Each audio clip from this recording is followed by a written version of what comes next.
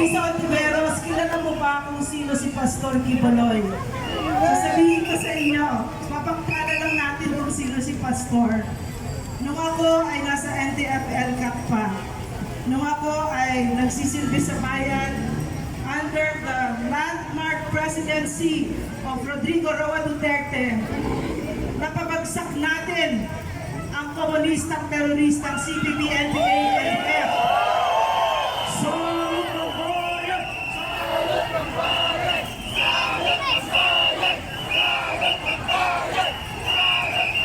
At napakalaki ng papel na ginampanan ni Pastor Kibuloy dito. Hinanap niya kami, hinanap niya ako at si General Parlade at si Eric at tinanong niya ako kasi ako yung head ng communications noon ng NTFL CAP. Pwede ba mag-program kayo sa SNNI? Matagal nila akong hinanap. Sinabi ko hindi pwede kasi walang pera ang gobyerno. Ayaw ni PRD doon kasi meron tayong government communications. Pero nung sinabi ni Pastor, libre! Libre! Bakit? Baka ito yung ikinagagalit ni Risa Ontiveros na si Pastor Kibuloy napakaliwanag ng track record. Kaaway ni Pastor Kibuloy ang CPP-NPA-NDF. Nung wala pang lumalaban sa CPP-NPA-NDF, si Pastor Kibuloy nandyan na, lumalaban mag-isa. Nung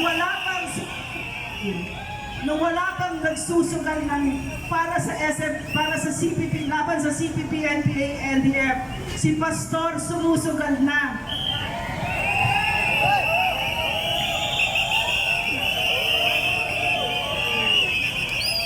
Hanggang ngayon, na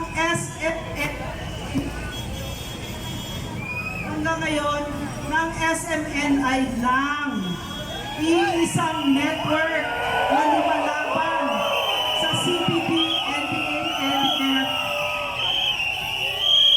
Ginigipit pa ng gobyernong ito. So, sino ba ito si Risa Ontiveros? Risa Ontiveros, kaibigan ka ba ng CPP-NPA-NDF?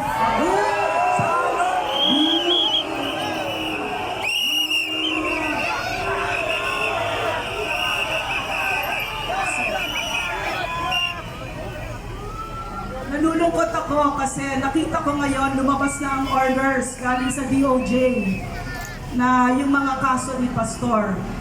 Yun ang, kahit na malungkot tayo, sige. No, sige. Tamang forum yun eh. Diba? Batas tayo eh, diba? Pero Senado, hindi, Risa. Noon pa gusto ni Pastor humarap sa korte at yung mga ipinaparada nitong senador na ito ay tapos na yung mga kaso na yon. Anong klaseng legislator ito? Na siya mismo ang lumalabag ng batas para ito yung mga kongresista na nag-detain sa amin ni Eric na illegally at arbitrarily sa Kongreso. So, sabihin ko sa inyo ang katotohanan ngayon.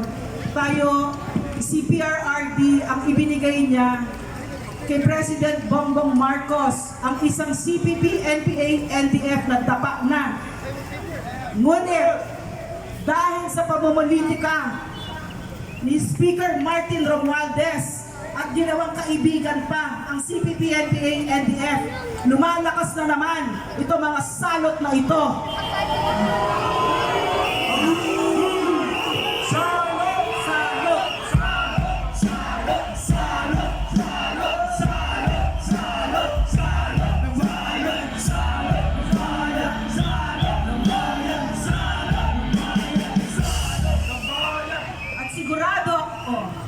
Ang CPP-NPA-NDF na yung tatlong kagwang na nasa Kongreso, si Franz Castro ng Alliance of Concerned Teachers, si Raul Manuel ng Kabataan Party List at si Arlene Brosas ng Gabriela ay nasa likod ng lahat ng panggigipit at pagmamalabis sa SMNI at kay Pastor Kibuloy.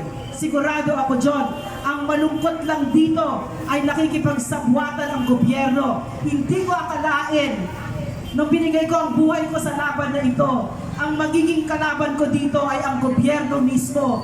Paano nangyari ito? Ano ibig sabihin nito? Wala nang pakialam. Ito mga politikong ito na ang mga anak natin, hindi na natin maibilang kung ilan ang mga namatay bilang NPA.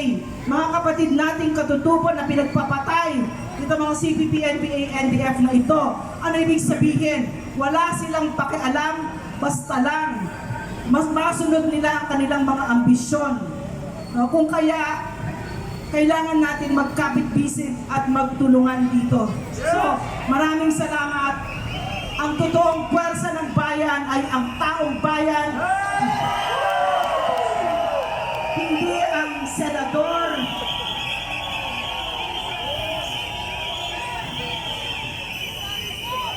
Hindi ang senador na katulad ng Vice President natin. Ang pakiramdam ko ay katulad ng sinabi ng Vice President natin, I do not respect her.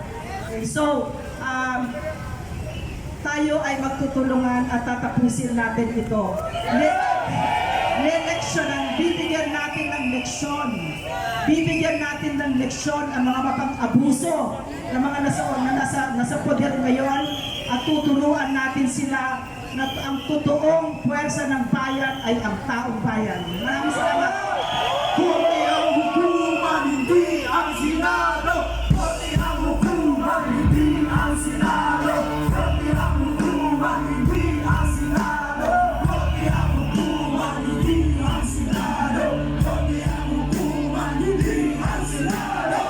Korte ang hukuman, hindi ang Senado. Maraming salamat.